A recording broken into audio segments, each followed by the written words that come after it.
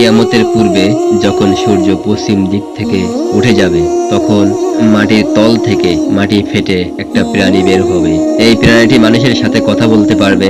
এই প্রাণীটির হাতে থাকবে হযরত মূসা আলাইহিস সালামের লাঠি ও সুলাইমান আলাইহিস সালামের আংটি। এই প্রাণীটি বের হয়ে গোটা পৃথিবীতে ঘুরে বেড়াবে এবং তার হাতে থাকা সুলাইমান আলাইহিস সালামের আংটি দ্বারা যে সকল ব্যক্তি আল্লাহকে অস্বীকার করেছিল তাদের কপালে কাফের লিখে দিবেন এবং যারা আল্লাহ তাআলার উপর ঈমান এনেছে তাদের কপালে মুমিন লিখে দিবেন।